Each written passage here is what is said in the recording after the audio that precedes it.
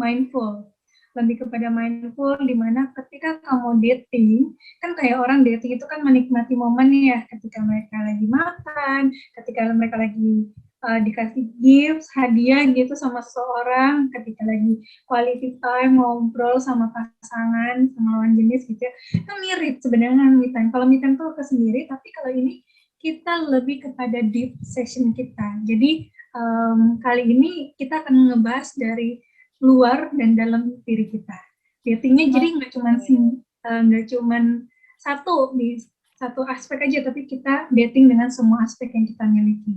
Menarik banget ya, berarti bukan hanya me time, tapi kita juga ada pembahasan bagaimana memberikan self-awareness buat diri sendiri. Lebih seperti itu juga ya, dan gimana sih cara-caranya atau menghindari hal-hal yang pada akhirnya kadang mungkin ada beberapa aspek yang membuat kita jadi nggak appreciate terhadap diri kita sendiri. Nah, nanti Mbak Mita akan menjelaskan lebih detail gimana sih sebetulnya cara kita memberikan self-awareness buat diri kita sendiri, bagaimana kita mengapresiasi diri kita sendiri, dan supaya caranya bisa mindful dalam menjalani hidup. Seperti itu kali ya Mbak Mita ya? Oke, tanpa berpanjang lebar, teman-teman kalau misalnya ada yang mau tanya bisa tanya di kolom chat seperti biasa, atau bisa nanti open mic di akhir. Kalau misalnya mau dinyalakan kameranya, boleh dinyalakan kameranya, tapi mohon dimatikan dulu mic-nya selama narasumber menyampaikan materinya ya. Oke, waktu dan tempat dipersilakan Mbak Mita. Oke, terima kasih teman-teman untuk yang sudah join pada malam hari ini. Kita akan saya minta izin terlebih dahulu kepada teman-teman semua, izin untuk men-sharing pengalaman tentang dating with myself secara praktikum yang pernah saya dan barusan saya jalani gitu ya, sebelum saya memberikan topik ini kepada teman-teman semua. Saya minta izin, mudah-mudahan materi ini membantu teman-teman semua, dan apabila teman-teman ada yang bertanya, boleh open mic langsung atau tulis di chat pada slide yang sedang dibahas saat itu juga, biar nggak ke-skip gitu ya. Gitu teman-teman. Oke, saya akan sharing. Namun sebelum saya akan mulai sharing, saya minta izin untuk kepada kalian semua untuk kita meletakkan dulu semua alat tulis kita, mematikan terlebih dahulu mobile phone kita atau di silent gitu ya, supaya tidak mengganggu sesi ini. Sesi ini akan lebih banyak praktek, tidak banyak teorinya, karena tujuan saya adalah memberikan ini supaya kalian bisa melakukan self healing secara mandiri, dan di dalam Dating with Myself ini ada aspek-aspek yang ingin saya ajarin. Mungkin teman-teman udah pernah belajar, namun apa sih aspek apa sih yang kok ketika saya melakukan ini kok ada yang kurang ya, ada yang lompat ya, dan di sini kita sama-sama belajar. Oke, kalau sudah siap, saya akan memutarkan sebuah musik. Sebelum saya memutarkan sebuah musik, teman-teman silakan ambil posisi duduk yang buat teman-teman nyaman.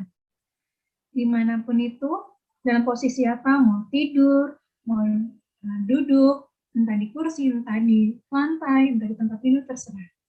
Ambillah waktu sekitar 5 menit lebih kita untuk melakukan duduk hening, fokus sama nafas, dan sambil saya memutarkan sebuah musik untuk teman-teman sebelum kita mulai sesi ini. Oke, bila teman-teman sudah siap, saya akan memutarkan musiknya. Mudah-mudahan suara musiknya terdengar oleh teman-teman. Saya akan memutar musiknya.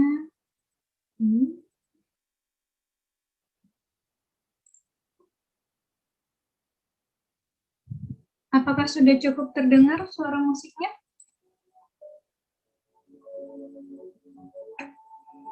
Sudah ya?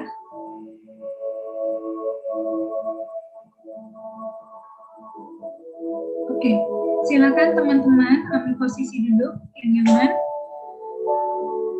Tarik nafasnya secara perlahan-lahan. Tarik, tahan, hembuskan pelan-pelan. Tarik nafas, tahan, hembuskan pelan-pelan. Tarik nafas, tahan, hembuskan pelan-pelan.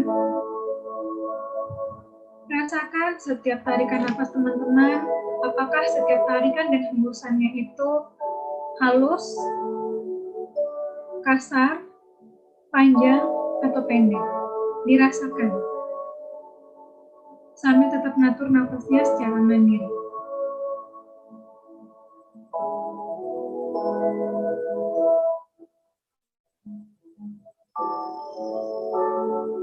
Bila teman-teman sudah merasakan lebih rileks, silakan pejamkan matanya perlahan-lahan.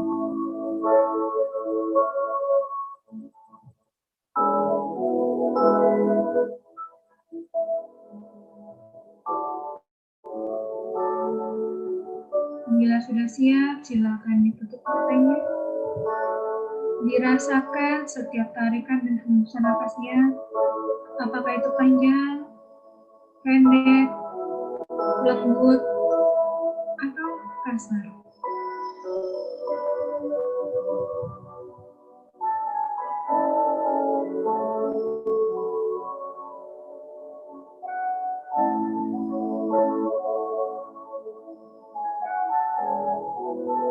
Rasakan setiap musik yang sedang berdendang saat ini. Rasakan musik tersebut dimulai dari kepala hingga ujung kaki. Rasakan alunan musik itu dan izinkan alunan musik itu masuk ke dalam badan kita, dimulai dari kepala hingga ujung kaki kita.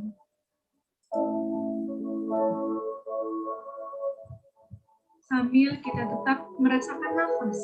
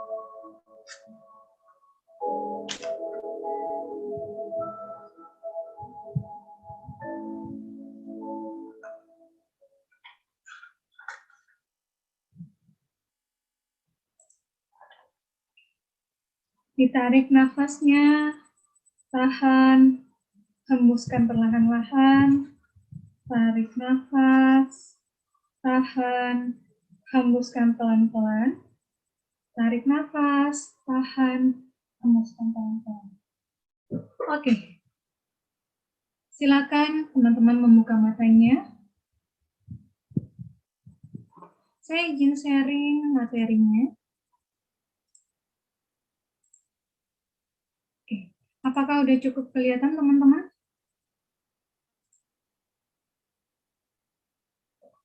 Oke.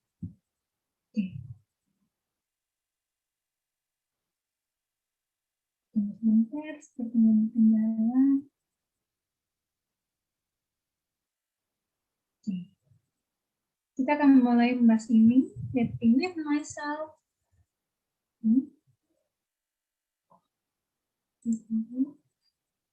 Kita akan membicarakan 4 aspek saat ini dalam topik Dating with Myself. Ini ada 4 topik yang akan kita bahas. Yang pertama kita akan membahas tentang mind, body, soul.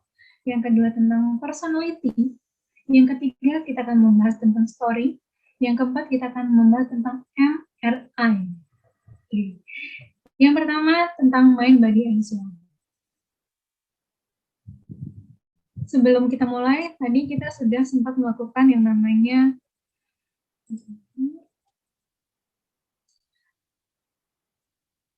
pause, breathe, and reset. Kenapa ini penting pertama kali kita lakukan? Karena kita seharian mungkin sudah melakukan aktivitas apapun. Kita udah terpapar berbagai macam hal, gitu ya. Maka dari sesi ini, sebelum kita mulai, kita perlu melakukan slowing down, slowing pelan-pelan, dimulai dari pause, kita jeda yang tadi saya minta teman-teman untuk silent atau menjauhkan terlebih dahulu peralatan tulis ataupun handphone supaya tidak terganggu. Kemudian kita break, kita bernafas, menikmati musik, menikmati nafas kita, dan sambil duduk hening, reset. Ini yang saat ini akan kita lakukan. Tadi saya sudah sempat mention, kita akan membahas yang pertama adalah mind, body, and soul. Teman-teman silakan mengambil kertas dan pulpennya, karena di sini teman-teman ada banyak pertanyaan, ada beberapa sih pertanyaannya, cuman memang sangat deep kalau buat saya. Gitu ya. Pertama kita akan membahas dulu dari segi mind atau pikiran. Teman-teman jangan lihat dulu dari dari segi body and soul. Oke, yang pertama terkait pikiran kita. Apa yang banyak, silakan teman-teman jawab gitu ya, di kertas. Apa sih yang banyak saya pikirkan dalam hidup saya? Tentang apa sih saya selalu berpikir, apakah tentang keuangan saya, tentang pekerjaan saya, tentang fisik saya, tentang apapun. Coba teman-teman tulis di kertas gitu ya, apa sih pikiran yang paling banyak saya pikirkan dalam hidup saya gitu. Seberapa sering, seberapa banyak pikiran tersebut. Wah, saya banyak banget nih pikiran saya. Pikiran tentang cicilan, pikiran tentang kalau ibu rumah tangga biasanya tentang anak, pekerjaan rumah, PR, suami, dan segala macam. Kalau tentang diri sendiri, misalnya, aduh kapan ya saya bisa sukses, kapan ya saya bisa sehat, kapan ya saya pintar, kapan saya mencapai karir segala macam gitu. Apa? Tuliskan sebanyak mungkin pikiran-pikiran teman-teman yang lalu, yang saat ini maupun yang akan datang. Coba ditulis sebanyak mungkin. Saya kasih waktu teman-teman untuk menuliskan dalam waktu 1 menit. Dimulai dari sekarang.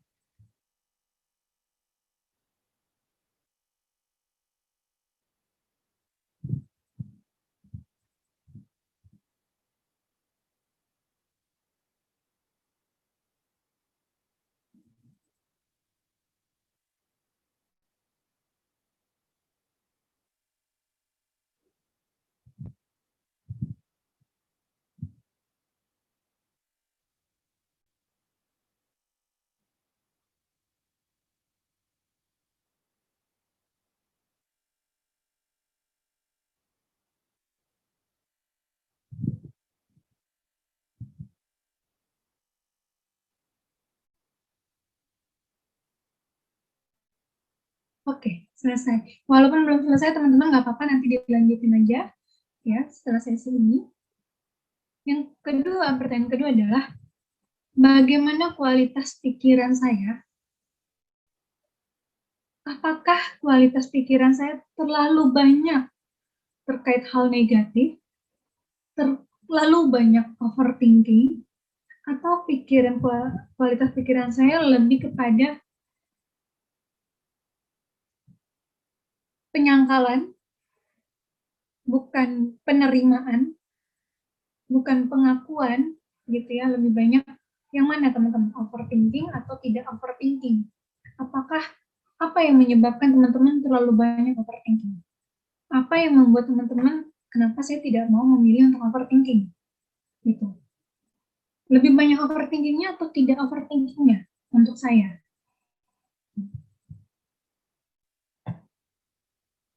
Itu teman-teman bisa mencari tahu dari list pikiran apa saja teman-teman tadi sudah buat, kemudian kita set. Kita lihat apakah kualitas pikiran saya itu terlalu banyak overthinking atau tidak overthinking. Misalnya overthinking itu karena saya kecemas. Saya tipikal orang yang cemas.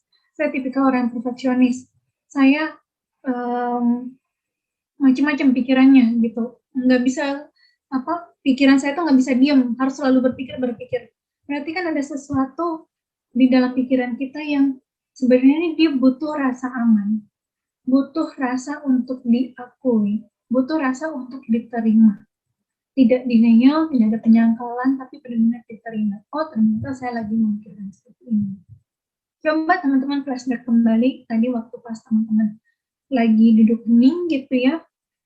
Apakah teman-teman ada waktu duduk hening itu pikirannya muncul kesana kemari? Dan apakah tadi ketika lagi duduk hening teman-teman ada mencoba melawan pikiran tersebut? Apakah teman-teman ya udah ada pikiran itu muncul, ya udah saya terima, saya ikutin alur aja, saya nggak mengabaikan, tidak denial, tidak terlalu terganggu, saya ngikutin aja kayak arus air yang ngalir. Kemudian kita akan membahas berikutnya tentang body. Body itu terkait dengan kesehatan fisik kita. Apakah saat ini saya sedang sakit fisik yang berat, misalnya apakah saya lagi mengalami obesitas, apakah saya saat ini sedang migrain, vertigo, apakah saya lagi kurang sehat fisiknya karena saya terlalu memforsir diri saya untuk melakukan sesuatu. Coba teman-teman rasakan dari kepala sampai ujung kaki teman-teman. Di bagian tubuh mana sih yang teman-teman rasakan tidak nyaman? Kalau teman-teman tadi ketika duduk hening bisa merasakan tubuh gitu ya. Apakah tadi ketika lagi duduk hening teman-teman merasakan sesuatu yang tidak nyaman? Misalnya, aduh kok saya tiba-tiba kesemutan, tiba-tiba kok suara saya hilang, tiba-tiba kok kuping saya nggak nyaman, dan segala macam. Apa yang teman-teman rasakan di body teman-teman saat ini? Ya.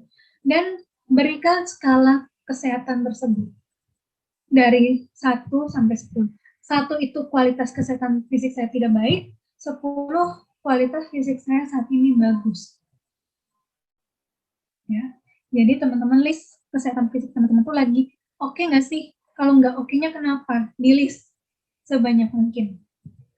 Habis itu, setelah di list sebanyak mungkin, dikasih nilai skala 1 sampai 10. Gitu ya. Oke, berikutnya kita akan membahas tentang soul. Soul ini lebih kepada jiwa, psikis kita gitu ya. Soul and psikis, soul and spiritual. Jadi soul itu ada cakupan emosional, ada spiritual, itu saya masukin di dalam situ, dan psikis dan mental kita, emosional kita. Ya. Apa yang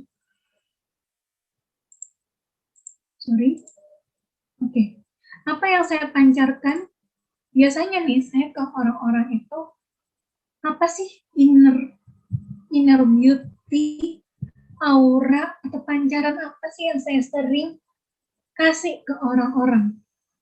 Apakah pancaran cinta kasih, pancaran kedewasaan, pancaran bijaksana, pancaran yang pola pikirnya dewasa, pancaran yang lebih banyak marah-marah, pancaran yang lebih banyak ngeluhnya daripada menerima sesuatu, atau apapun. Atau saya lebih banyak berpura-pura bahwa saya baik-baik saja padahal saya tidak baik-baik saja. Apakah saya merasa saya kurang dekat sama Tuhan? Apakah saya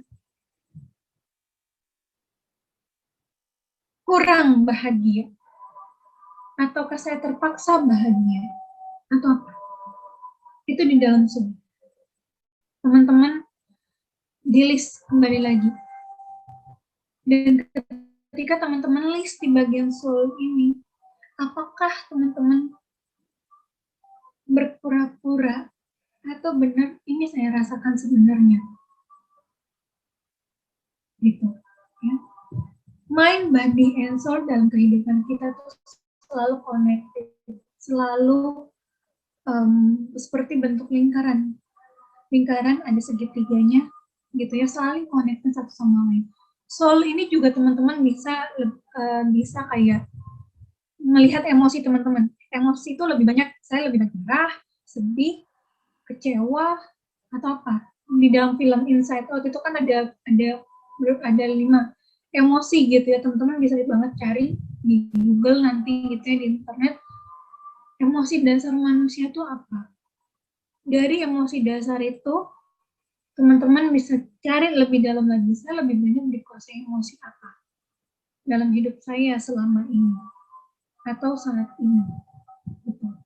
Karena ketika kita lagi ada masalah, teman-teman, mind, body, and soul kita tuh selalu connected. Makanya ketika kita lagi sedih, misalnya putus cinta gitu ya, pasti mind kita tuh akan berpikiran, kok tega banget sih, body kita akan merasa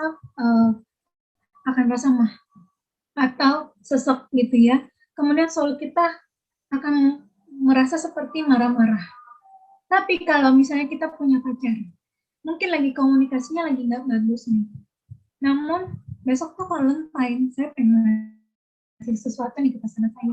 Main kita berpikir apa sih sesuatu yang dia butuhkan? Apakah body kita ketika kita melakukan pemikiran itu, body kita senang? Aku deg-deg, takut. Mudah-mudahan ini tidak mengecewakan. Soalnya aku merasa happy. Gitu. Itu ya teman-teman ya, mind, body, and soul.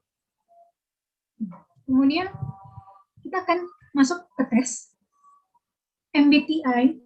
Ya, teman-teman pasti udah tahu MBTI. Ini kita akan mengerjakannya sekitar 10 menit sampai 15 menit. Saya akan share di chat linknya biar teman-teman bisa langsung klik gitu ya. Kalaupun ada yang sudah pernah melakukan tes ini, silakan.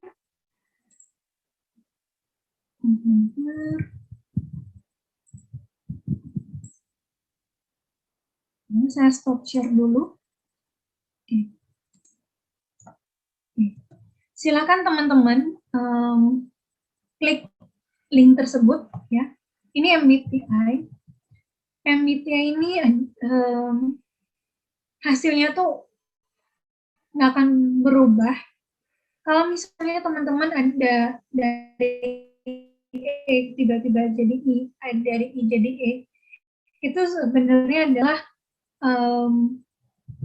namanya perubahan yang tidak terlalu jauh.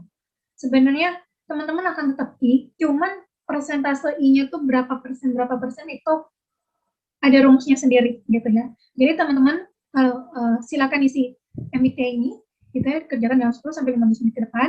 Kalau sudah nanti tolong ditulis di chat teman-teman hasil MBTI-nya apa, atau kalau teman-teman ada yang udah pernah melakukannya dalam 1 minggu atau 1 tahun terakhir, boleh ditulis saya MBTI-nya yang mana sih gitu. Silakan teman-teman, saya udah tulis linknya di kolom chat. Kalau ada yang mau tanya silahkan ya.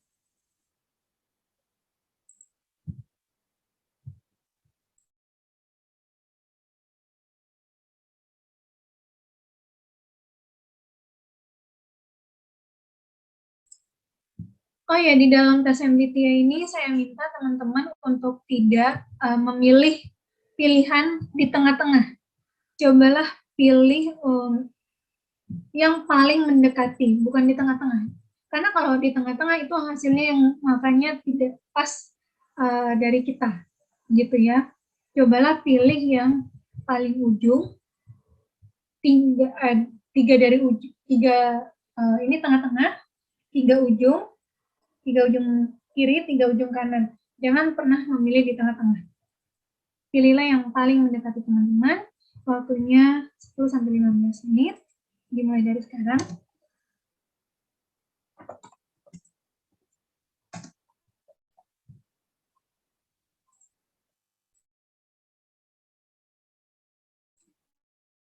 Sambil teman-teman mengerjakan, saya akan memutarkan musik.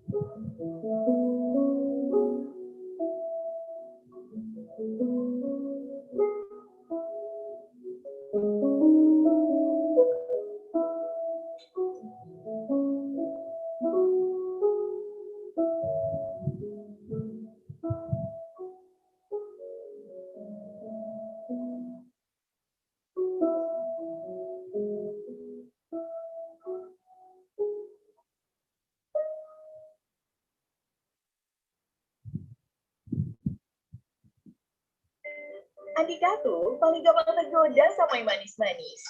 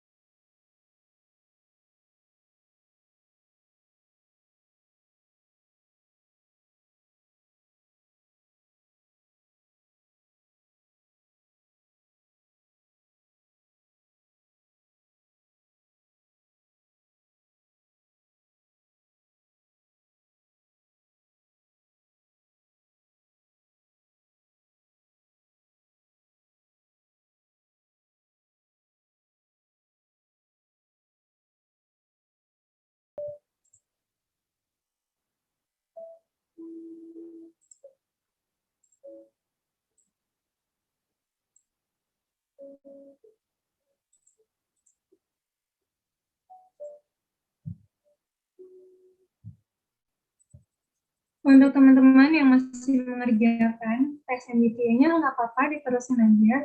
Saya akan menjelaskan secara umum tentang MBTI ini.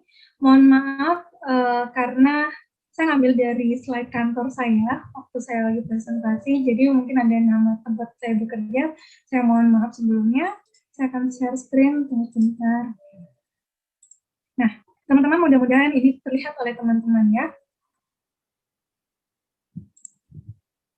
Untuk E dan I, extraversion, introversion, itu kita membahasnya tentang bagaimana cara kita mendapatkan energi atau semangat. Apakah kita dapat energi itu dari orang lain, atau kita sendiri ketika kita lagi menyendiri, atau kita lagi sendiri gitu ya, kita justru lebih nyaman dapat energi dari situ. Itu E sama I. Oke. Kemudian tentang S dan M. S dan N ini berkaitan dengan bagaimana cara kita mengumpulkan informasi. S biasanya cenderung pada informasi yang dipancarkan melalui panca indera serta penerapan prakteknya atau praktiknya. Jadi ketika ada suatu informasi atau dia lagi disuruh meminta sesuatu untuk melakukan aktivitas apapun, semua panca inderanya dan motoriknya dia dan gerakan tubuhnya itu harus seirama. Itu tipikal orang S. Kalau N, intuition, dia itu berfokus pada pola, hubungan-hubungan, kemungkinan-kemungkinan, dia mencari sebab akibat. Kalau A, kalau B, kalau C, kalau D, terus dia akan mencari. Kurang lebih itu penjelasan tentang S dan N. Bagaimana dia mengumpulkan informasi atau mengelola informasi tersebut. Kemudian tentang T dan F. T dan F ini berkaitan dengan bagaimana cara kita mengambil keputusan. Apakah T, kita menggunakan thinking kita, logika, analisis kita, sebab akibatnya secara objektif atau subjektif. Tapi lebih pada lebih pada objektif. Kalau F, feeling, itu berdasarkan pada subjektivitas kita, dari nilai-nilai kita belajar tentang nilai-nilai value orang lain, terus mempertimbangkan apa yang penting bagi orang tersebut dan bagi diri kita. Itu perbedaannya T dan F. Di sini kita berbicara tentang mengambil keputusan itu apakah kita berdasarkan T atau berdasarkan F.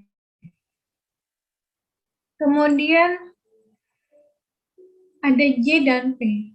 Ada judgment dan ada perception. Judgment ini menyukai gaya hidup yang tegas, terencana, teratur. Kemudian yang perception menyukai gaya hidup yang spontan, luas, fleksibel, mudah menyesuaikan diri dan pada perubahan. Istilahnya tuh kalau zaman sekarang tuh perception tuh agile. Kita bisa agile nggak sih? Kalau judgment tuh yang terstruktur, teratur banget, sebisa mungkin jangan sampai ada yang lost gitu, ada yang nggak sesuai dalam keinginan kita gitu ya. Nah, kurang lebih itu penjelasan saya tentang J dan P berkaitan dengan gaya hidup.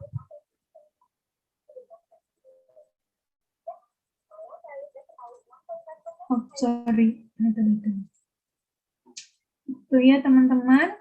Mudah-mudahan, jadi saya recap ya, untuk E dan I tentang bagaimana cara kita mendapatkan energi atau semangat gitu ya. Kemudian kalau S dan N, bagaimana kita mengumpulkan informasi tersebut. Kemudian kalau T dan F, bagaimana kita mengambil keputusan. Dan J dan P itu berkaitan dengan gaya hidup kita. Oke, saya akan stop share.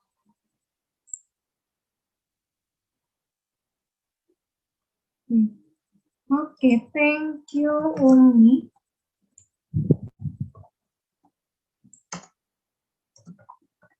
Oke, teman-teman,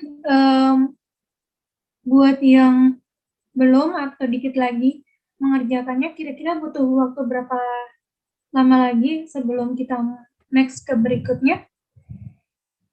Atau mau dilanjutkan saja?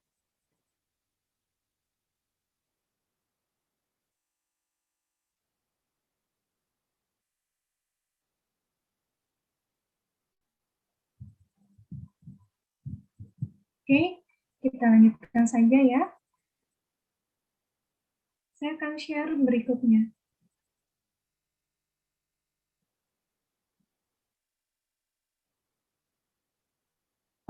Untuk Sylvia, kamu pilih yang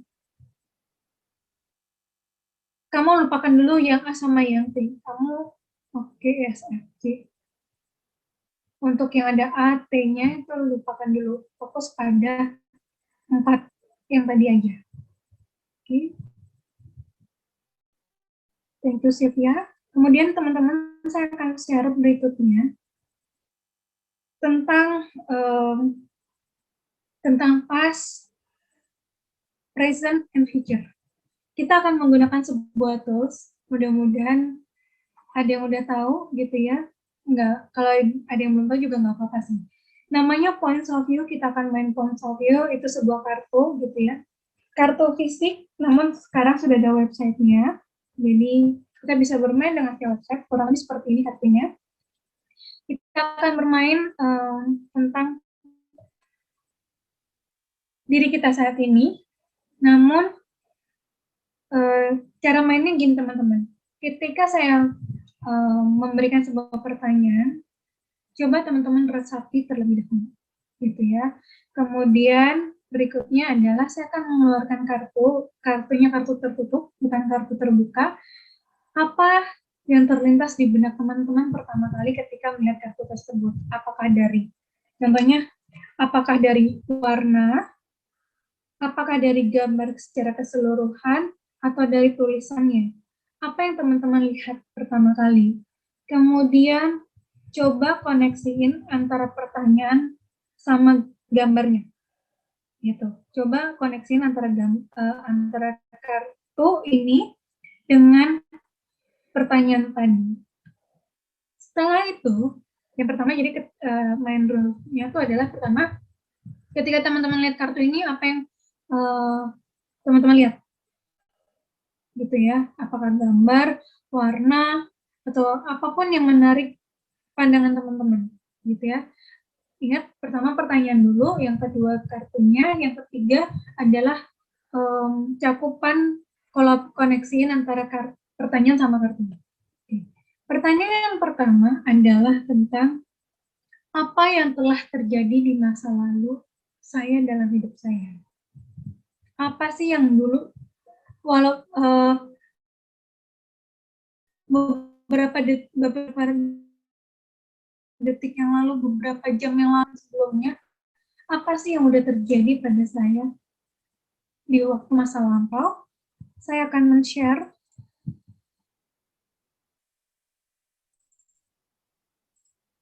kartunya, mudah-mudahan terlihat oleh teman-teman.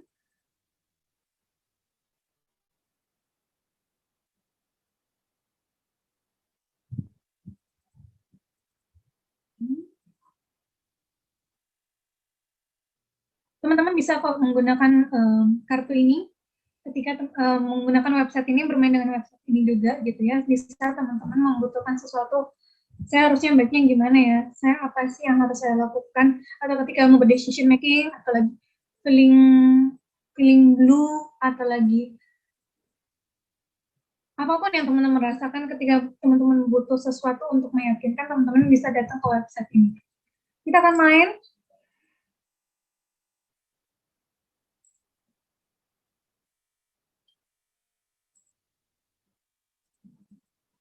Mohon maaf, agak internet saya lagi kurang bagus jaringannya. Kita akan membahas tentang love. Ya. Kemudian kita akan masukkan temanya. Mudah-mudahan ini cukup jelas di teman-teman. Jadi dia ada 3 kotak gitu ya. Pertanyaannya tadi, yang pertama, apa yang telah terjadi di masa lalu saya ketika saya memiliki kartu ini.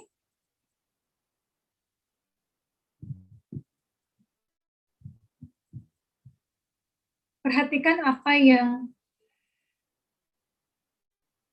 teman-teman lihat dari kartu itu pertama kali. Apakah dari gambar, warna, tulisan, atau satu hal yang menarik dari hal tersebut. Oke, ini kartunya facing down. Saya akan memilih ini.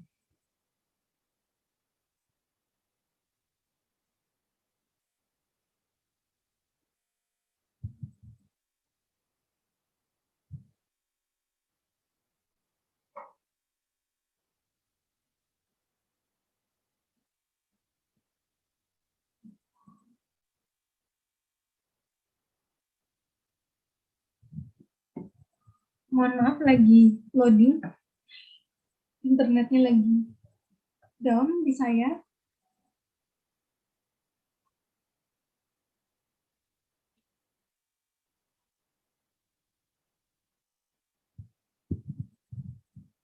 Stop share dulu.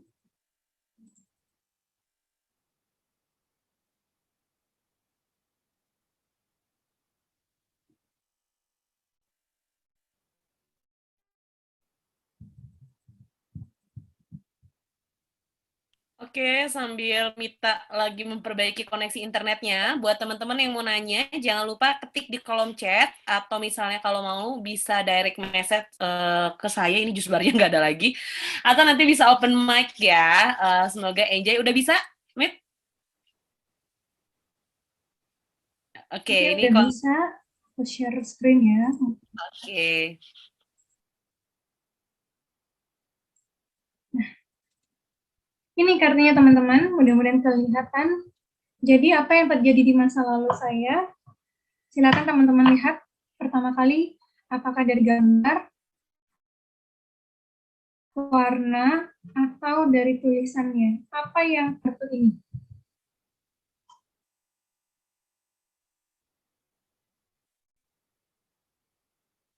Pertanyaan pertama itu adalah apa yang telah terjadi di masa lalu saya.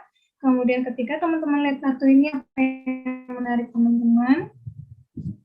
Dan habis ketika teman-teman udah mendapatkan tarikan tersebut, coba teman-teman koneksiin antara pertanyaan sama kartu tersebut. Contohnya, apa yang telah terjadi di masa lalu saya punya banyak hal-hal buruk dan hal baik dalam hidup saya. Dan ketika saya melihat kartu ini, saya melihat ada nggak sinkronisasi antara sepatu yang dua laki-laki ini gunakan, yang satu heels, yang satu boots, gitu ya. Tapi tetap nggak cocok gitu. Tapi dia tetap pakai, tetap pede-pede aja gitu ya. Dan warnanya tuh merah, hitam, dan dia tuh menuliskan tentang katanya tuh should be, bahwa antara pertanyaan sama koneksi untuk semua kartu ini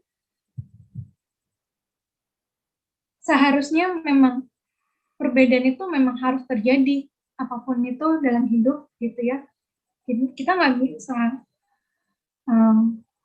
yang lalu kita nggak bisa rubah karena udah terjadi begitu aja. Seharusnya kita bisa menerima apapun perbedaan tersebut, menerima hal yang unpredictable dalam hidup. Namun tetap nggak bisa sebagai manusia. Contohnya begitu teman-teman. Coba teman-teman koneksiin antara pertanyaan tadi, kartu, sama related dengan kehidupan teman-teman sehari-hari terkait yang masa lampau. Kira-kira sampai di sini ada yang mau ditanyakan, apakah cukup jelas sehingga untuk teman-teman dapat koneksinya? Kalau ada yang belum jelas, silakan teman-teman open mic, biar saya bantu jelasinnya.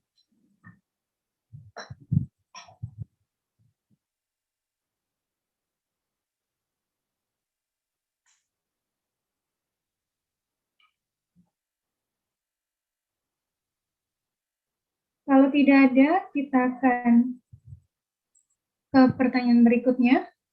Pertanyaan berikutnya adalah tentang apa yang telah terjadi, apa yang terjadi saat ini dalam hidup saya. Apa sih yang terjadi dalam hidup saya saat ini? Apakah saya lagi sedang patah hati? Apakah saya lagi sedang sedang kecewa, apakah saya sedang bahagia saat ini atau apa? Kira teman sedang apa yang teman-teman rasakan saat ini, ya? Dan sambil teman-teman memikirkan apa yang terjadi saat ini sama teman-teman, saya akan memilih kartunya. Memilihkan kartunya.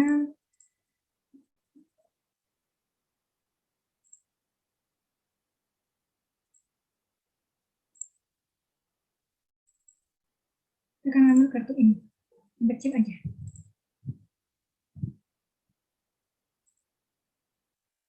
Kartu yang kedua itu berkaitan dengan Jasmine. Ya, tentang apa yang teman-teman lihat. Coba. Pertanyaan yang kedua itu apa yang terjadi saat ini? Kemudian teman-teman, apa terlintas pertama kali di benak teman-teman ketika melihat kartu ini? Kemudian, apa related antara kartu ini, pertanyaan tadi, dengan cerita hidup teman-teman saat ini?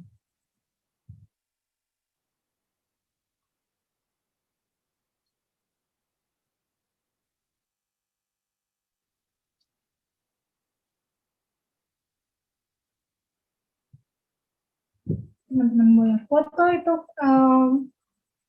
boleh foto kartunya, karena setiap kartu punya cerita. Sebenarnya teman-teman, dia punya cerita yang ada histori di balik semua kartu ini.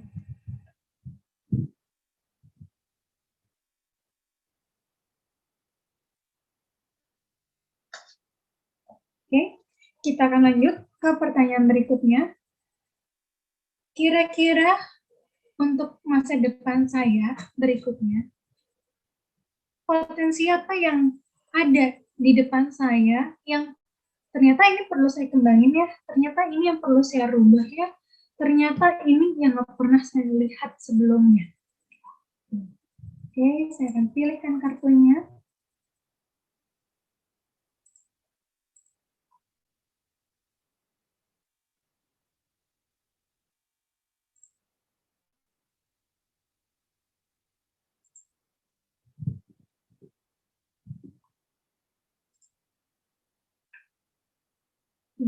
Kartunya berbicara tentang macam-macam, teman-teman. Teman-teman boleh mempersepsikannya apa saja. Pertanyaan ketiga itu berkaitan dengan di depan saya ternyata ada sesuatu potensi yang ternyata belum saya kembangin, tidak saya sempat lihat, atau itu sebuah refleksi buat saya untuk saya ternyata harus lahir kembali. Kira-kira apa teman-teman? Coba dikaitin antara pertanyaan, kemudian dengan related kartu, sama apa yang teman-teman alami.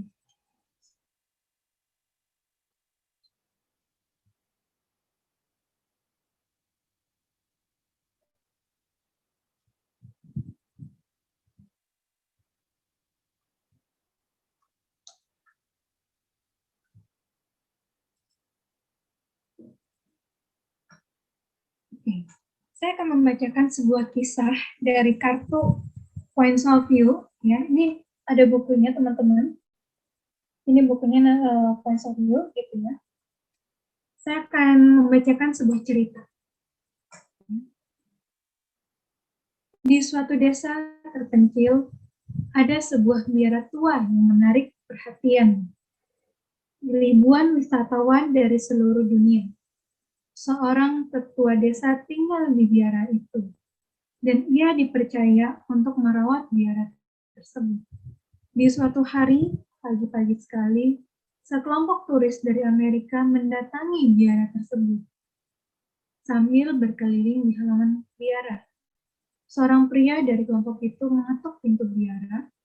Ia disambut oleh tetua desa yang kemudian mengundangnya untuk minum secangkir teh.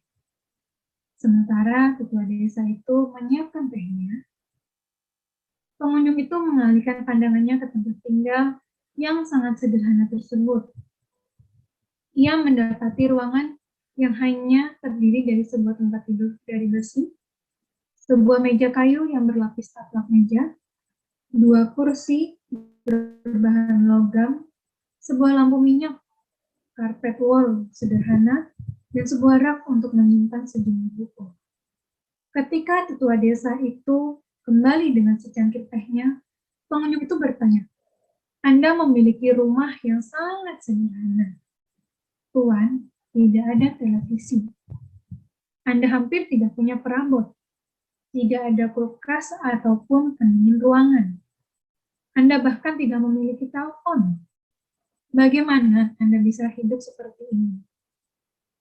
Di manakah segala sesuatu yang engkau miliki?" Giliran tetua desa itu bertanya, "Saya seorang pengelana. Saya hanya lewat," jawab pengunjung itu. "Kita semua hanya lewat," sahut tetua desa.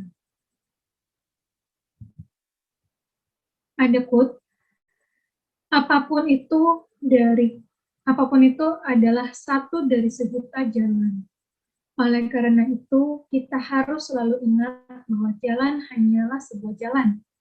Ada pertanyaan yang harus kita tanyakan. Apakah jalan ini memiliki hati? Sebuah jalan tanpa hati tidak memiliki manfaat. Kata Carlos Castaneda. Tersesat dan menunjukkan jalan Anda hanyalah sisi yang berbeda dari sebuah koin yang sama. Anda tidak bisa memiliki salah satunya tanpa yang lain. Kata Finn, Mr. God, ini adalah Anda. Tidak ada hal yang salah. Hanya saja, kita tak pernah tahu jalan mana yang seharusnya kita ambil. Kata pepatah. Saya suka berpergian, tapi benci saat kembali, kata Albert Einstein. Ada pertanyaan. Pertanyaan pertama, apa yang saya cari dari perjalanan saya? Kebenaran atau kebahagiaan? Dari past, present, and future, apa yang saya cari dari ketiga ini? Apakah saya mencari kebenaran, keadilan, atau sebenarnya saya mencari kebahagiaan? Pertanyaan kedua, apakah saya mengikuti jalan saya sendiri atau jalan orang lain? Apakah saya lebih banyak mendengarkan kata orang lain atau kata diri sendiri, intuisi diri sendiri? Yang ketiga, bagaimana saya bisa menikmati perjalanan saya meski jalanannya sulit? Walaupun saat ini saya sedang patah hati, apakah saya bisa melewatinya, menikmatinya? Patah hati tersebut tanpa berusaha move on terlalu cepat. Apakah ketika saat ini saya sedang marah sama siapapun, apakah saya bisa menikmati kemarahan tersebut dan melampiaskannya atau mengekspresikannya dengan tepat tanpa untuk mencari saya salah, dia benar, atau sebaliknya, saya benar, dia salah. Yang keempat, kapan perjalanan saya benar-benar dimulai? Ketika teman-teman melakukan refleksi diri dan melakukan action tersebut, mulainya tuh kapan? Minggu depan? Besok? Beberapa detik ke depan? 1 jam ke depan? 1 minggu ke depan? 1 tahun kemudian? Kapan tepatnya? Judul yang saya bacakan cerita ini berkaitan dengan perjalanan. Dari kecil, dari bayi, ya, sampai saat ini kita punya perjalanan hidup. Mungkin kita sadar, mungkin kita nggak sadar. Makanya kita perlu untuk merecall kembali memori kita. Yang tadi saya mulai dari mind, body, and soul, kemudian personality kita. Kadang personality kita ini yang saat ini pasti banyak dari sebelum-sebelumnya ceritanya, gitu ya, sehingga membentuk karakter kita seperti ini. Dan mungkin kita punya DNA yang turunan dari orang tua kita atau dari nenek kita yang turun ke kita DNA-nya, apapun DNA, itulah kita. Dan kita merecall kembali tentang past, future, dan present kita. Itulah perjalanan kita. Perjalanan sampai kita nanti meninggal. Kita akan selalu melewati perjalanan tersebut baik dan buruknya. Sehingga ketika kita mengalami hal buruk itu pernah mungkin terjadi dan terjadi kembali, kita tidak lupa bagaimana cara kita untuk bangkit. Karena dulu saya ada momen ini, ketika saya berada di situasi seperti ini, saya bisa bangkit kembali. Dulu caranya seperti ini, mungkin nggak tepat atau mungkin tepat, saya ulangi kembali cara tersebut, ternyata caranya tepat atau tidak tepat, itulah evaluasi, itulah perjalanan. Nggak ada pernah satu cara pun yang pakem untuk kita lewati. Pasti akan berubah. Entah itu berubah caranya, benar-benar 100% berubah, entah itu tingkatan apakah itu rendah atau tinggi, intensitasnya kita nggak tahu. Nggak ada yang bisa tahu. Kemudian saya akan membahas tentang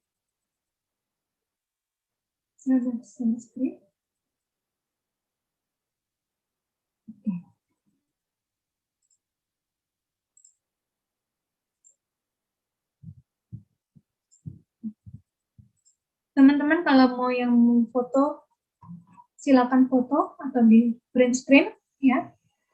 Saya juga bisa nanti kasih behind story-nya, nanti akan saya kasih kepada teman-teman semua gitu ya. Biar teman-teman bisa baca dan refleksi dari setiap kartu ini punya cerita, punya quotes-nya sendiri, dan punya pertanyaan yang bisa teman-teman refleksiin. Sekarang saya pengen membahas tentang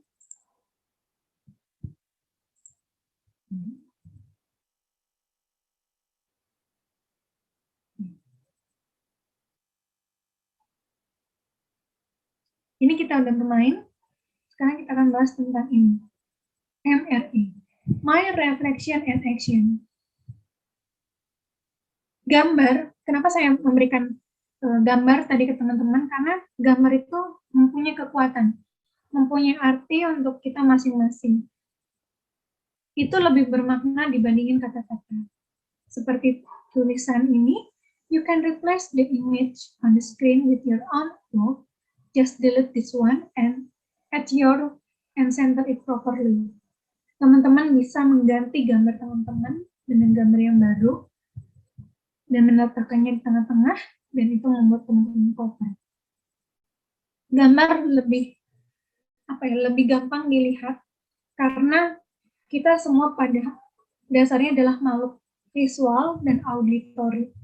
Jadi kita akan punya banyak refleksi dari gambar. Hal yang paling jarang dilakukan adalah kita ketika berada di depan cermin, ketika kita ngomong sama diri kita yang mirror tersebut, kita suka lupa untuk mengatakan thank you, I love you, and please forgive me. Karena dalam perjalanan hidup kita banyak hal yang kita lewati, cuman kita lupa untuk ketika potretnya lagi nggak bagus, kita lupa untuk mengucapkan hal baik. Ketika potretnya bahagia, kita berusaha untuk mempertahankan kebahagiaan tersebut. Padahal bahagia dan tidak bahagia dalam hidup yang terjadi dalam diri kita, itu ada waktunya, ada waktu time-nya sendiri. Entah itu sudah 5 menit, bulanan, mingguan, tahunan, tergantung kita yang mendesainnya mau berapa lama. Gitu. Dan teman-teman, di action ini, saya minta teman-teman lakukan action sederhana tentang dating with yourself 24 jam ke depan, berarti jam 8 lebih 15 menitan, 24 jam ke depan, teman-teman mau melakukan apa? Untuk diri teman-teman sendiri. Buat yang single misalnya, saya pengen makan enak. Saya pengen bugar. dalam satu hari bugarnya tuh kayak gimana. Oh, saya pengen pilates. Oh, saya pengen yoga. Oh, saya pengen apapun. Saya pengen makan enak. Makan apa yang membuat kamu enak? Pilihlah makanan yang tidak pernah kamu, bukan tidak pernah, yang jarang kamu makan, dan ketika kamu pengen, kamu menikmatinya. Usahakan kamu menikmati apapun yang kamu lakukan. 1 minggu ke depan, kira-kira apa yang teman-teman lakukan untuk diri teman-teman? Pertama kali, sebelum teman-teman lakukan itu ke pasangan, ke keluarga, ke saudara, ke teman-teman, ke sahabat. Apa? Misalnya 1 minggu ke depan, saya mau belajar gimana caranya mengeluarkan inner beauty saya yang penuh cinta kasih, yang penuh welas kasih, yang compassion. Itu saya pengen memancarkan. Gimana cara memancarkannya? Tanpa faking, tanpa pura-pura, yaitu dengan menanamkan kebaikan, mengutarakan atau memberikan kata-kata saya, memancarkan cinta kasih.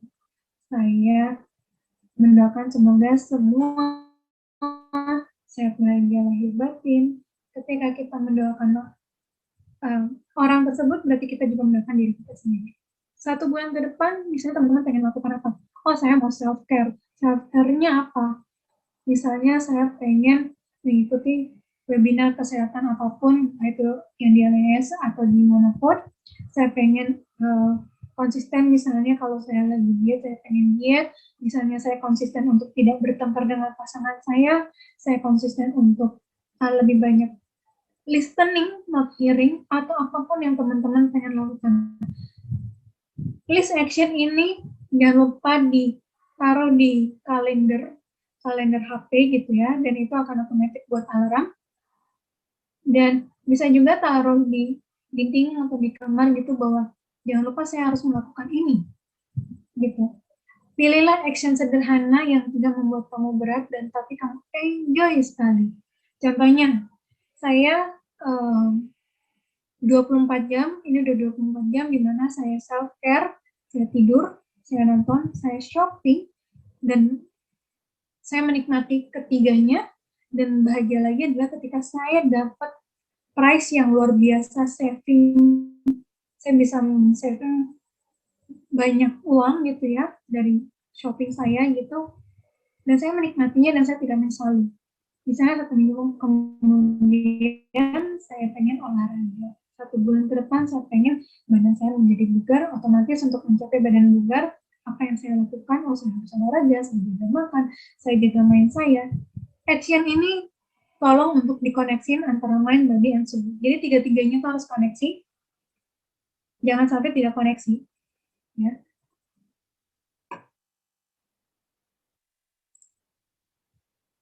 Ini menuju slide terakhir dari saya.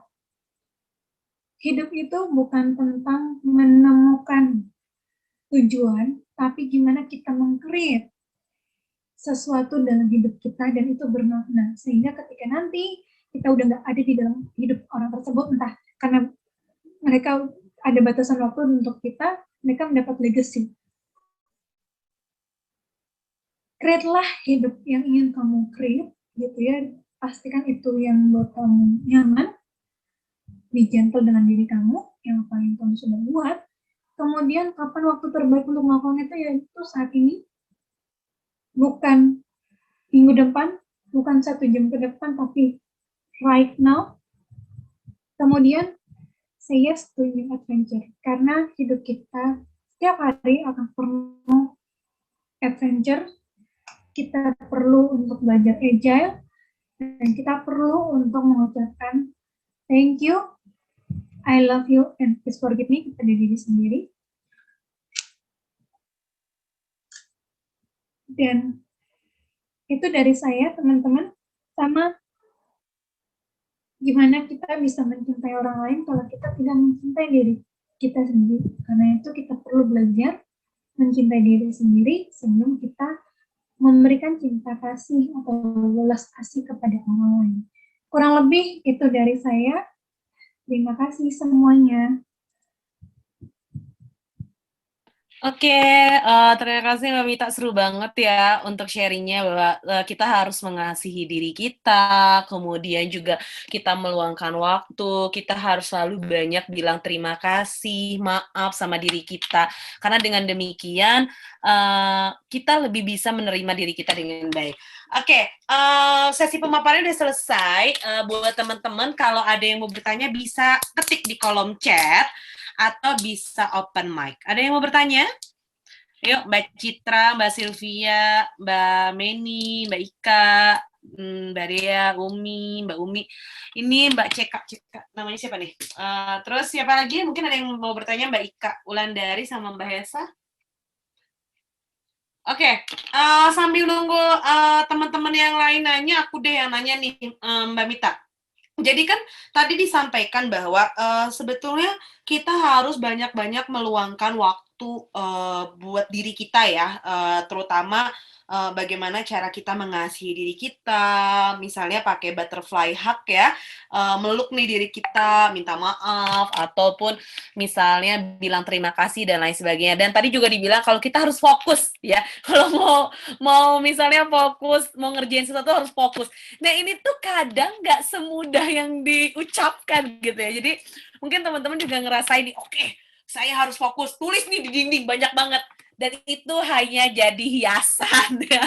Atau misalnya kita pakai alarm di handphone untuk ngingetin biar fokus dan lain sebagainya. Tapi itu tetap aja kadang ke distract karena kadang banyak aspek-aspek kehidupan yang nggak bisa kita kontrol ya. Misalnya kita udah on track nih, sebulan ini kita mau ngapain, tapi tiba-tiba di tengah jalan tuh ada sesuatu hal yang nggak bisa kita kontrol.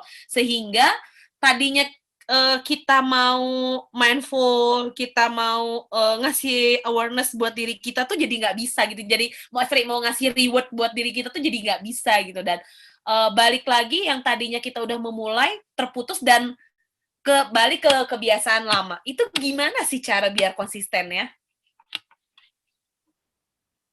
Pertama, kita perlu belajar agile.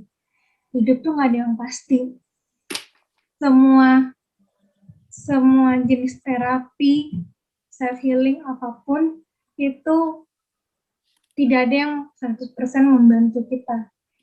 Tanpa kita latih terus-menerus. Kadang kita pengen melakukan self-healing itu hanya konsisten pada awal-awalnya dia, menggebu-gebu gitu ya. Kalau awal tuh pasti menggebu-gebu banget gitu ya. Akhirnya di tengah-tengah kita jadi, malas, bosan, gitu ya. Nih, terima ketika kita lagi bosan. Dikasih jeda. Ketika kita pengen melakukan self-healing, jangan pernah untuk membuat itu ketat. Ya. Karena saya sempat terlalu ketat melakukan self-healing tersebut, satu hari ini harus ada 3 hal yang harus saya lakukan. Ternyata itu salah buat saya. Yang tepat adalah kamu konsisten, maksimum 2 kamu lakukan, entah itu pagi, entah itu malam, gitu ya. Kemudian kamu melakukannya itu dengan durasi yang nggak boleh lama. Durasinya cukup 5 menit aja. Kayak tadi, duduk hening, lakukan ketika baru bangun pagi. Kemudian ketika mengucapkan say thank you, I love you, please forgive me, itu bisa dilakukan kapanpun ketika kita lagi butuh penguatan. Terus habis itu, misalnya malamnya, kita bisa, kalau saya tiap malam biasanya gini, melakukan TAT atau melakukan yoga atau melakukan apapun. Jadi ada 2 aktivitas yang saya lakukan itu rutin, sehingga itu konsisten dilakukan dengan durasi waktu yang nggak boleh lama, cukup 5 menit. Dan itu saya reminder di kalender, kalendernya di-setting selama 1 bulan gitu ya. Waktunya durasinya cuma 5 menit, jadi terpokoknya 5 menit. Kalaupun misalnya, aduh nggak bisa nih, tiba-tiba di jam yang sama nggak bisa, nggak apa-apa, nggak perlu dipaksain juga. Yang penting ada satu hal yang kamu konsistenkan, lakukan setiap hari. Gitu, Kak Siva. Oke, sip, menarik banget ya teman-teman. Jadi sebetulnya ketika ada poin-poin yang pada akhirnya itu tidak bisa dilaksanakan sama teman-teman, ya jangan memaksakan diri, jangan jangan jadi menyalahkan diri, kemudian jadi patah semangat, ya ini nggak dikerjain dan lain sebagainya. Tapi minimal ada dari misalnya ada 2 atau 3 yang pengen konsisten, satu lah yang terus itu continue. Bisa misalnya kalau ditempel di tembok itu nggak berpengaruh, coba di handphone. Kalau di handphone nggak berpengaruh, atau mungkin remind yang lain-lain yang itu memudahkan teman-teman untuk ingat apa nih aktivitas yang harus teman-teman lakukan gitu. Kayak sama lah kayak waktu buat yang muslim kalau sembahyang kan pasti inget nih waktu-waktunya kapan aja buat sembahyang. Nah, mirip seperti itu. Jadi teman-teman harus membiasakannya seperti itu. Sip, menarik banget. Terus ini ada yang nanya direct message nih, dia bilang, Mbak, saya mau tanya. Jadi saya punya trauma, bukan trauma masa kecil. Bukan trauma masa kecil, saya trauma, karena, saya pernah mendapatkan, hal tidak menyenangkan di keluarga. Nah, saya saya pengen melakukan yang namanya, self reward itu, tapi terkadang sulit. Ketika saya mau berkonsentrasi, ngambil jeda di rumah, ibu saya selalu manggil-manggil, sehingga saya tidak bisa, melakukan, aktivitas yang tadi, Mbak Mita sampaikan. Itu harus bagaimana ya? Atau saya harus, keluar atau dilakukannya kapan? Gitu. Jadi intinya dia mau melakukannya kapan nih, Kak? Dia punya masalah dengan orang di rumahnya. Jadi mungkin dia merasa terganggu ya dengan orang-orang di rumahnya, dan aktivitas-aktivitas yang tadi itu agak sulit karena ibunya mungkin, manggil-manggil, "Mita!" gitu, nah misalnya kayak gitu ya. Jadi, "Oh ini saya lagi konsentrasi nih, pengen meditasi," atau apa, jadi nggak bisa, mungkin seperti itu kali ya? Mindful itu bukan hanya berkaitan dengan kamu bermeditasi atau duduk hening gitu ya. Kamu mindful itu ketika kamu lagi bekerja. Ya, kamu lagi nyuci piring gitu. Kamu dipanggil untuk nyuci piring gitu. Kamu belajar untuk menikmati nyuci piring tersebut gitu. Belajar untuk memfokuskan pikiran pada piring atau perabotan yang pengen dicuci. Ketika ngepel, fokus pada lantai, fokus pada alatnya. Itu termasuk mindful. Jadi mindful itu bukan harus mendapatkan tempat yang sepi. No, mindful itu kamu bisa di tempat yang ramai sekalipun, ketika kamu here and now dan menikmati prosesnya, kamu bisa dikatakan mindful. Jadi mindful itu tidak banyak jenisnya, tidak perlu biaya mahal, tidak perlu tempat yang harus kosong. Memang lebih bagus memang tempat yang kosong, tapi nggak mesti kayak gitu juga. Mindful ketika kamu lagi ibadah, lagi sholat 5 waktu gitu kan, ketika kamu lagi zikir, ketika kamu lagi berdoa gitu, kamu menikmati nggak? Kamu tergesa-gesa nggak? Dulu nih, misalnya, saya misalnya sholat gitu, misalnya sholat maghrib gitu, cuma 5 menit. Tapi ketika kamu mindful, kamu akan berasa bahwa itu kamu lakukan selama 10 menit. Dan kamu benar-benar menikmati doa kamu yang kamu ucapkan. Dan peraga kamu ketika melakukan gerakan sholat tersebut, kamu menikmati atau enggak, itu bisa dikatakan mindful. Namun ketika kamu mindful, ingat jangan lupa untuk mengatur nafas kamu, karena nafas itu penting dan itu membantu kamu untuk mindful. Soalnya kalau kita misalnya nih, kita dipanggil terus kita dadanya kita deg-degan, kita marah, kita kesel gitu ya, kita tuh suka lupa sama nafas, karena nafas ini ngebantu banget kita untuk mengurangi tensi gitu. Mudah-mudahan kejawab ya. Oke, jadi intinya nggak harus duduk diam atau duduk hening tadi ya, meditasi untuk yang namanya bisa mindful. Tapi semua aktivitas yang kita lakukan ketika kita fokus pada saat aktivitas itu juga bisa dikategorikan mindful gitu ya. Oke, sudah terjawab ya. Oke, ada lagi yang mau bertanya? Mbak Citra mau nanya nggak nih, Mbak Citra? Ayo. Kita nunggu nih teman-teman yang lain. Ada yang mau bertanya. Oke, Mbak Sylvia. Boleh, ini sudah raise hand. Mbak Sylvia mau open mic? Hai, Mbak Sylvia. Oke. Boleh di-unmute dulu ya. Ini masih di-mute nih, Mbak Sylvia.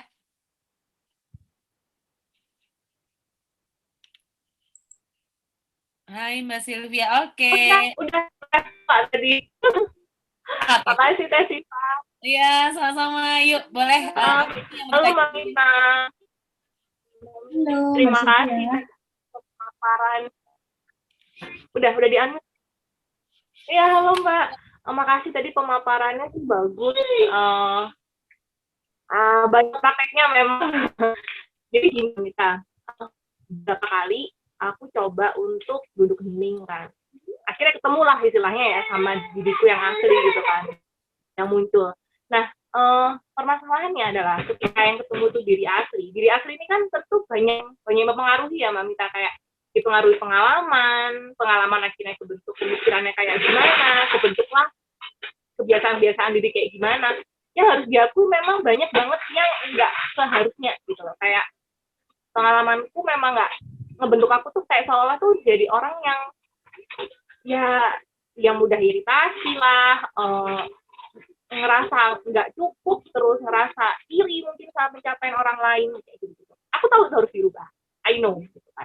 Cuman satu titik itu kayak pas ketika proses untuk istilahnya bertumbuh jadi yang lebih baik itu kayak ngerasa kok aku kehilangan jati diri ya.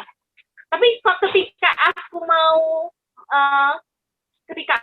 noleh ke belakang, kayak masa iya aku mau kayak gitu terus. Jadi aku tuh masih bingung titik apa ya, keseimbangan antara cintai diri dan mau berproses itu kayak gimana sebenarnya. Kadang mau jalan tapi ngerasa asing, mau gitu aja tapi ngerasa itu nggak bener kayak gitu sih Mbak Mita. Ya apa ya? Oke, Mbak Sylvia, terima kasih pertanyaannya. Mungkin ada caranya yang kurang tepat. Saya bilang kurang tepat ya. Kalau Mbak Sylvia ngeh tadi, pertama kali saya di awal, saya meminta izin kepada teman-teman semua untuk men-share materi ini dengan banyak praktikum. Ibaratnya gini, Mbak Sylvia, saya menganalogikannya kayak Mbak Sylvia itu bertetangga ke rumah orang. Ya kan, ketika Mbak Sylvia bertetangga ke rumah orang, Mbak Sylvia entah itu ngomong, entah itu ketok-ketok pintunya, baru pintu itu dibuka sama orang di dalam rumah kan. Nah, sama kayak batin kita. Batin kita itu kita perlu minta izin dulu ke diri kita. Apa yang mau kita lakukan ke diri kita? Apa yang mau kita lakukan? Kayak tadi, ketika duduk ini, sudahkah kita meminta izin terlebih dahulu ke diri kita? Bahwa, dear my mind, body, and soul, saya meminta izin kepada kamu untuk melakukan duduk hening selama 5 menit ke depan. Semoga kamu bisa menikmatinya, dan kalau ada pikiran yang muncul ke sana kemari, ada sensasi tubuh yang dirasakan, nyaman atau nggak nyaman, diterima saja, nggak perlu diabaikan atau disangkal atau apapun, cukup diterima saja. Kayak gitu, Mbak Sylvia, latihan untuk meminta izin. Karena ketika kita prosesnya jumping gitu ya, prosesnya jumping dalam melakukan hal apapun, itu yang membuat kita tuh nggak dapat koneksinya, nggak dapat penyelesaiannya secara cepat gitu. Saya selalu ketika ini pun saya belajar gitu ya, belajar dari pengalaman saya. Ketika kita mau melakukan sesuatu, kita harus minta izin dulu ke diri kita sendiri. Apa yang mau kita lakukan? Misalnya saya pengen beli barang, saya mengajak nih mind, body, and soul saya selalu 3 koneksi ini nggak boleh lepas gitu ya. Untuk saya pengen belanja ini, mudah-mudahan dapat harga bagus, nggak menghabiskan duit, dan saya enjoy gitu. Itu yang selalu dilupakan sama orang-orang, bahwa batin kita tuh ketika kita sakit hati, kita lupakan untuk jangan sampai batin kita terluka gitu ya. Nah, tapi ketika kita mau untuk membukanya kembali, kita tuh dengan kayak menyabotase batin kita aja seenak kita gitu, menyabotase dengan minum es atau dengan makan kayak buka langsung gitu ya. Nah, jadi perlu minta izin ke diri sendiri. Ini yang saya lakukan setiap hari sebelum mulai bekerja, bahwa apapun yang terjadi pada hari ini, semoga saya kuat, sehat, bahagia lahir batin. tetap cooling down, tetap bisa mengelola emosi. Selalu saya mengajak itu diri saya, sehingga saya pelan-pelan ketika lagi ada masalah saya nggak panik gitu. Ketika saya disuruh buru-buru gitu kerja, ya saya menikmati sih buru-burunya, tapi nggak sampai stres, sampai kesel apa segala macam gitu. Karena kenapa? Saya udah minta izin gitu. Iya sih.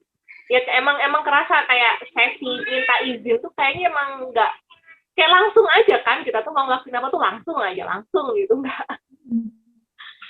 Jadi akhirnya nggak sadar gitu ngelakuin itu, kayak pokoknya selesai gitu kan. Ya. Nah, jadi ketika kita udah meminta izin ke diri kita sendiri gitu ya, apapun yang mau kita lakukan itu jalannya akan smooth.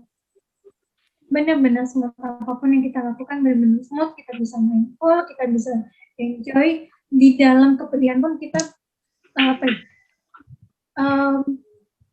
pikiran yang mindful, yang here and now, itu perlu latihan. Memancarkan energi baik di dalam diri, memancarkan energi positif di dalam diri. Itu perlu latihan setiap hari sampai kita meninggal. Baru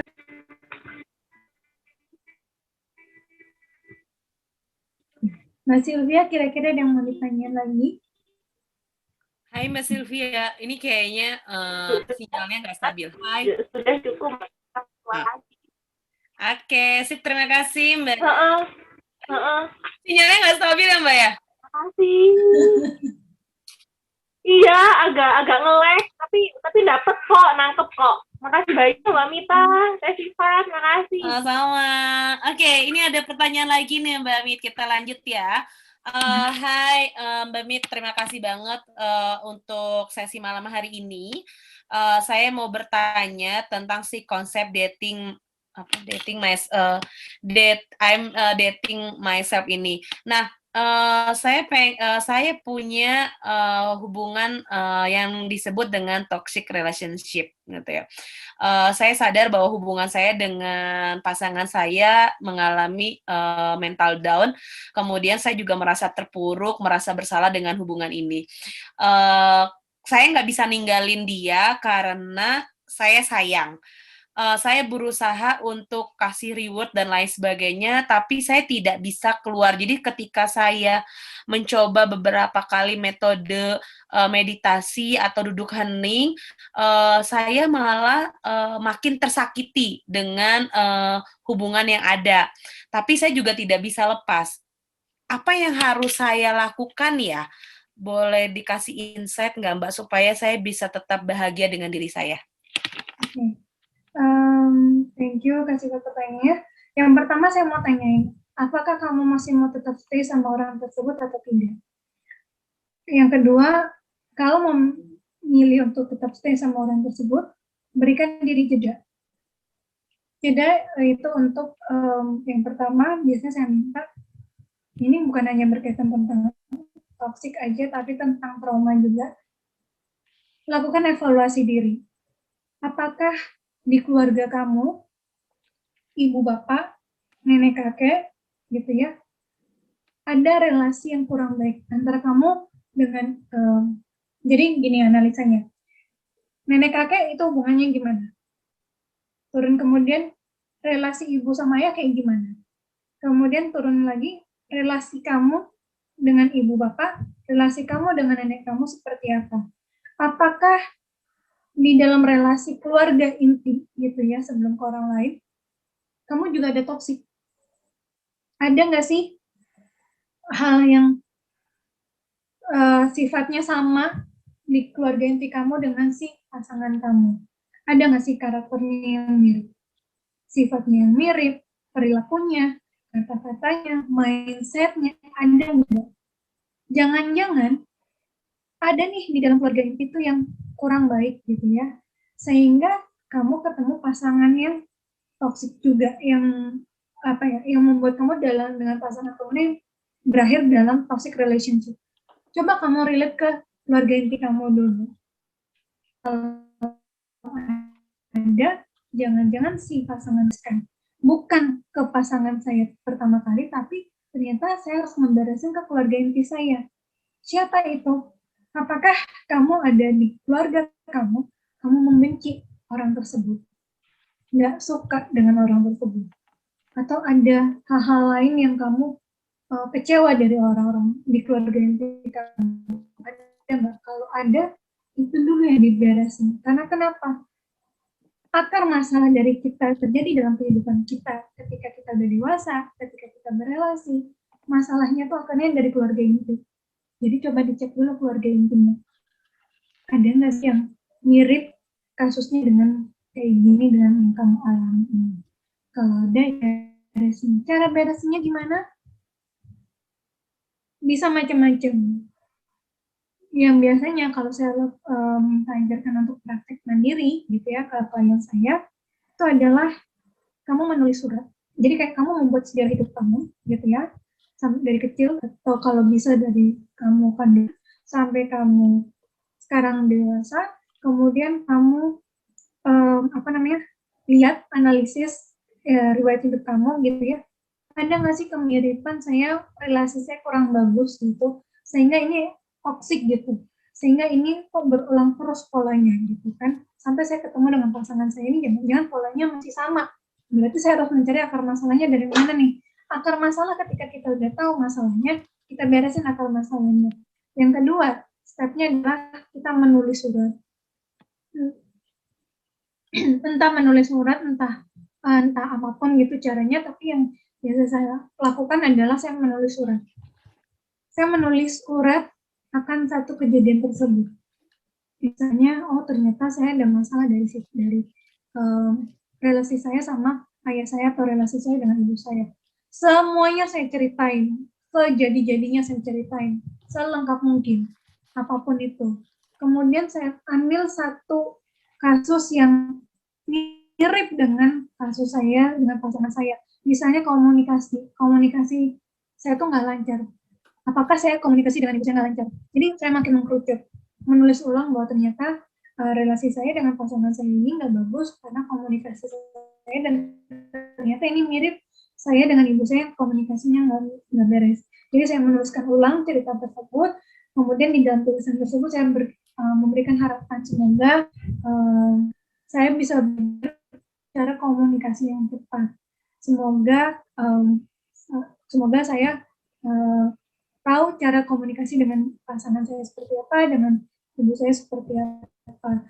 Mungkin ke ibu saya harus menggunakan bahasa yang pelan, mungkin kalau ke pasangan saya harus menggunakan komunikasi yang tegas, namun kasih sayang.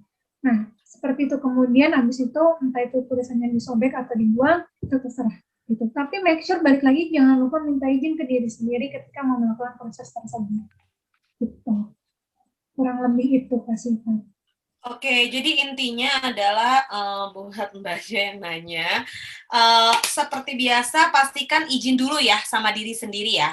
Jadi apakah mengizinkan atau tidak, sehingga mungkin ketika nanti kita nulisnya itu benar-benar dengan perasaan ada mau memaafkan, mau memperbaiki dan lain sebagainya. Karena kalau misalnya kita memaksakan diri kita menulis, bisa jadi justru penuh amarah, kebencian dan lain sebagainya.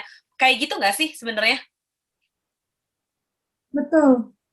Karena dan jadinya tuh kayak apa ya, kayak masih ada yang mengganjal gitu, kayak nggak terima gitu, masih tetap menyalahkan orang tersebut, padahal kan dalam hidup kita juga ada menyumbang kesalahan juga gitu kan. Jadi ada 4 proses dalam hidup gitu ya teman-teman. Pertama itu adalah kita menerima apapun yang terjadi dalam hidup kita, apapun itu ya. Kemudian yang kedua, tahapan kedua, ketika kita udah bisa menerima, kita mengakui. Di fase mengakui ini kita nggak menyangkal, kita nggak mengabaikan, kita nggak blaming ke diri sendiri atau ke orang lain. Ketiga, kita belajar untuk memaafkan. Memaafkan ini adalah contohnya kayak gini analoginya. Misalnya saya sama Kak Sivat lagi bermasalah nih, sampai kita harus bawa ke kepolisian misalnya gitu ya, gara-gara masalah uang gitu kan. Nah, habis ini masalah uang ini bisa diselesaikan dengan cara kekeluargaan. Namun, misalnya saya bilang, oh saya marah sama Kak Sifat karena Kak Sifat uang saya dibawa gitu misalnya. Nah, tapi saya memaafkan Kak Sifat, sayangnya proses hukum di kepolisian, BAP di kepolisian masih tetap berjalan. Itu proses memaafkan.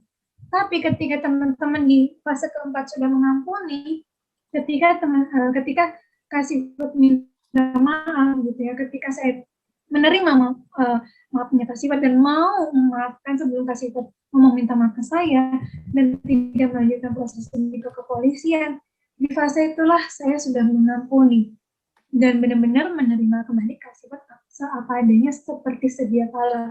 Saya tidak lagi nih mengingat memorable bahwa Kak Sifat pernah menyakiti saya ataupun saya pernah menyakiti Kak Sifatnya gitu. Jadi ada empat fase yang fase mengampuni itu paling susah dalam hidup. Paling mentok tuh kita itu di fase memaafkan. Kalau sudah sampai mengampuni, ketika ada orang tersebut datang ke kita, kalau kita udah benar tulus ikhlas menerima dia padanya, itulah di fase mengampuni namanya. Gitu. Oke, menarik banget ya. Ini tentang proses bagaimana cara yang tadi saya mau flashback lagi. Kalau misalnya ketika kita mau menulis surat, tadi kan Mbak Mita bilang kalau misalnya kita ada urutannya nih, kalau misalnya kita ketemu dengan pasangan yang toksik dan lain sebagainya, kita nggak bisa lepas ataupun kita bingung gitu mau lepas atau enggak. Lihat dari kakek, orang tua, kita ke orang tua, kita ke kakek nenek, dan lain sebagainya. Nah, yang menarik adalah tadi dengan si 4 proses itu. Kan tadi kalau yang saya bilang, tadi kan kita ini harus ada proses menerima dulu atau ada keinginan benar-benar ikhlas mau nulis. Kan tadi minta izin ya sama diri sendiri ya.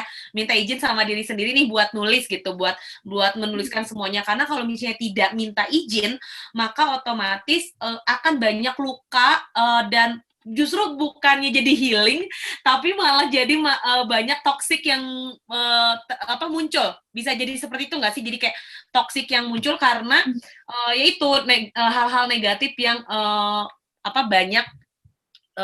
banyak dituliskan. Nah, terkait proses pemaafan, ini prosesnya apakah beda-beda tiap orang atau cukup lama atau bisa jauh lebih sebentar ya? Karena kalau proses pengampunan kan itu seumur hidup ya, kalau proses pengampunan. Kalau karena tadi dibilang proses pemaafan adalah proses yang rata-rata manusia bisa lakukan, apakah berapa lama durasi proses pemaafan ini gitu? Itu berbeda-beda ya, tergantung case-nya, tergantung tergantung case-nya, seberapa berat kita lalui masalah tersebut. Banyak faktor sih, banyak faktor yang menyebabkan tersebut. Tapi balik lagi ke kitanya, mau sampai kapan kita berada di zona nyaman akan menikmati rasa sakit itu. Mau sampai kapan kita menikmati berada di zona nyaman kesakitan tersebut. Kalau kita misalnya sudah ada keinginan untuk maju bergerak gitu ya, bergerak untuk nggak mau lagi nih berada di zona nyaman akan kesakitan kita, ya kita minta izin dulu. Saya minta izin kepada diri saya untuk keluar dari rasa sakit ini. Be gentle tadi kan, untuk bersama-sama berproses gitu. Ya, jadi intinya adalah ya mau sampai nyaman itu bukan hanya sesuatu hal yang bahagia ya, tapi kadang kita juga jadi nyaman untuk hal-hal yang menyakitkan. Sudah tahu itu menyakitkan, kenapa membiarkan? Harusnya segera diperbaiki, segera diobati supaya ya diri kita bahagia secara utuh. Mungkin seperti itu ya Mbak ya, bisa terjawab. Oke, ada lagi teman-teman yang mau bertanya sebelum kita tutup sesi malam hari ini? Ada lagi? Oke, kayaknya nggak ada lagi yang mau bertanya. Sebelum kita akhiri, Mbak Mita silakan memberikan closing statement-nya. Nanti di akhir kita akan ditutup dengan sesi foto bersama. Silakan, Mbak Mita. Oke, saya tutup dengan sebuah cerita ya. Sebuah cerita. Oke. Saya bertemu dengannya setelah kelas berakhir pada hari itu. Saya mendekatinya dan memperkenalkan diri. Hai, nama saya David. Saya mahasiswa yang dulu pernah datang menemui Anda dalam sebuah riset yang dilakukan oleh perguruan tinggi sekitar 10 tahun yang lalu tentang kemungkinan generasi muda dari kaum terpinggirkan dan miskin dapat terlepas dari siklus kemiskinan dan sukses dalam kehidupan mereka. Bolehkah saya minta waktu sebentar? Dengan senang hati, jawabnya dengan senyum bersahabat menghiasi wajahnya.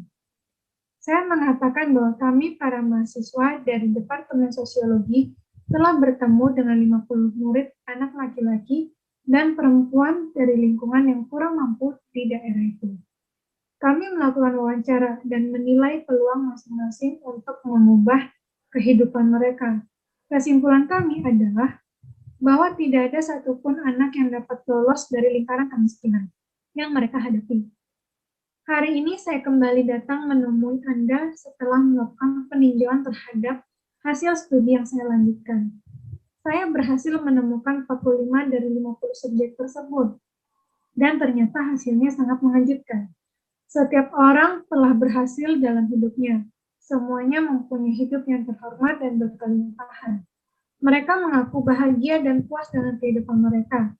Dan ketika saya bertanya kepada mereka, apa yang memungkinkan mereka lolos dari kesulitan masa muda mereka, mereka semua berbicara tentang guru SMA-nya. Dan Anda adalah guru itu. Saya ingin tahu apa yang Anda lakukan sehingga mematahkan hasil statistik. Matanya bersinar akan mengungkapkan rahasianya bahkan sebelum dia menanggapi. Ini sangat sederhana katanya. Saya mencintai anak-anak itu. Tugas kita bukan untuk mencari cinta, tapi hanya untuk mencari dan menemukan semua rintangan di dalam diri yang telah kita bangun untuk melawannya. Saya percaya bahwa setiap peristiwa dalam kehidupan terjadi sebagai kesempatan untuk memilih cinta daripada rasa takut maupun dendam maupun kecewa. Kehidupan telah mengajarkan kepada kita bahwa cinta tidak saling menilai satu sama lain, tapi bersama-sama untuk melihat satu tujuan. Semua cinta yang bergantung pada sesuatu, ketika sesuatu itu berhenti, cinta berhenti. Oleh karena itu, mengurangi ekspektasi, belajar untuk menumbuhkan sesuatu baik dalam diri sendiri ketimbang menaruh ekspektasi apapun. Kemudian bila ada cinta maka tidak ada lagi tugas dan bukan tanggung jawab. Jadi cinta itu adalah tugas kita, bukan orang lain. Kita yang punya tanggung jawab atas diri kita sendiri, bukan orang lain. Apakah takut adalah lawan kata dari cinta? Apakah saya bisa mencintai orang lain jika saya tidak mencintai diri saya sendiri? Pada apakah saya bergantung dalam kehidupan saya? Apakah saya bergantung kepada orang lain? Apakah saya bergantung pada diri saya sendiri? Namun, bukannya saya bergantung memaksakan diri untuk tidak menerima bantuan orang lain, tapi saya bergantung supaya saya tidak tersakiti, sehingga saya membuat tembok. Jadi teman-teman, dengan teman-teman mengenali mind, body, and soul, kemudian mengenali personality teman-teman, mengenali, merecall kembali past, present, and future teman-teman, ketika teman-teman menjadikan satu kesatuan, gitu ya, itu teman-teman akan melihat diri teman-teman seutuhnya. Jadi dating itu tidak hanya satu aspek, tapi dating itu banyak aspek. Ketika dating lebih dalam lagi dibandingin me time. Me time itu hanya ketika kita lagi nonton. Tapi ketika teman-teman dating kan diri sendiri, teman-teman akan melakukan 3 fase tersebut. Di dalamnya ada mind, body, and soul, ada emosi gitu ya. Kemudian teman-teman melihat hal baik apa di dalam diri ternyata yang teman-teman tidak lihat, dan mengurangi hal tidak baik di dalam diri teman-teman. Gitu. Jadi dating itu lebih decision, kalau me time hanya saat di momen itu aja. Kurang lebih itu kasih. Oke, terima kasih. Jadi tadi closing statement-nya keren banget ya. Gurunya benar-benar ngajarin secara penuh cinta. Dan yang paling penting adalah dating with myself ini bukan hanya berbicara tentang me time aja, tapi terdiri dari tiga aspek tadi, body, mind, and soul. Itu yang paling penting banget. Jadi teman-teman nggak cukup hanya sekedar bodinya aja, mind-nya aja, tapi soul-nya nggak ada sama sekali. Jadi tiga aspek ini harus beriringan satu sama lain. Sip, terima kasih teman-teman. Kita pas banget nih, udah mau menuju jam 9 malam. Terima kasih atas kehadirannya teman-teman untuk diskusi malam hari ini. Semoga apa yang disampaikan sama Mbak Nita, pertanyaan-pertanyaan yang masuk, itu bisa menjadi insight buat teman-teman. Dan yang pasti, semoga habis dari sini teman-teman bisa makin cinta terhadap dirinya sendiri, dengan tiga aspek tadi, dan tadi juga sudah diajarkan bagaimana cara kita hening, kemudian bagaimana cara kita mengatasi hal-hal dalam kesulitan-kesulitan dalam diri kita dan lain sebagainya, termasuk letter to myself ya, tulis surat buat diri sendiri, dan pastikan itu penuh dengan kesadaran diri, keinginan, keikhlasan, dan jangan memaksa. Oke, sebelum kita akhiri malam hari ini, teman-teman boleh nyalakan videonya, kita foto bersama dulu yuk. Oke, Mbak Sylvia udah stay tune. Kemudian hai Mbak Ika, Mbak Meni Firanti boleh dibuka open kameranya juga. Mbak Umi, Mbak Fasya, Mbak Ika Wulandari. Iya deh, udah pakai kerudung lagi ya. Kita foto dulu ya. Hai. Oke, mana lagi nih? Oke. Oke, ini Mbak Ika Wulandari, Mbak Hesa, sama Mbak Fasya. Siap-siap, akunya belum bisa open kamera ya, nggak apa-apa lah, foto aku udah cantik kan. Siap ya, teman-teman, kita foto ya. Oke, siap semuanya. 1, 2, 3. Satu lagi, gaya bebas, sarang heo, asik. Siap ya. 1, 2, 3. Ya, siap-siap. Oke, mantap. Nanti materi dan fotonya akan dikirim ke grup WhatsApp-nya. Untuk sertifikat biasa akan dikirim melalui email, dan materi akan dikirim melalui grup WhatsApp-nya. Terima kasih semuanya. Selamat istirahat. Dadah.